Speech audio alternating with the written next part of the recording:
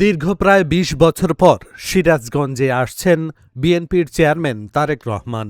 নির্বাচনী প্রচারণার অংশ হিসেবে শনিবার দুপুর ২টায় তারেক রহমান বিসিক শিল্প পার্ক মাঠে নির্বাচনী জনসভায় ভাষণ দেবেন। তারেক রহমানের সিরাজগঞ্জ আগমন উপলক্ষে শুক্রবার দুপুরে বিএনপির স্থায়ী কমিটির সদস্য ও সিরাজগঞ্জ ২ আসনে বিএনপির প্রার্থী ইকবাল হাসান মাহমুদ টুকু জনসভাস্থল পরিদর্শন করেছেন। এ সময় তারেক রহমানের নির্বাচনী সফর সফল করতে দলের পক্ষ থেকে সর্বোচ্চ প্রস্তুতি নেওয়া হয়েছে।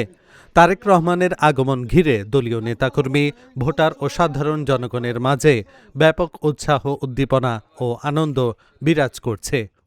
বগুড়া সিরাজগঞ্জ তো একই, শুধু উনি বগুড়ার যেমন ওনার পিতৃভূমি, তেমনি সিরাজগঞ্জও পাশাপাশি। তো আমাদের সিরাজগঞ্জের নেতা কর্মীদের এবং সাধারণ মানুষের মধ্যে প্রচুর সাড়া আছে, যদিও খুব শর্ট টাইমে এটা হচ্ছে। আমি আশা করি আগামীকালকে এই জায়গাটা মানুষে ভরে যাবে, একটা জনসমুদ্রের সৃষ্টি হবে।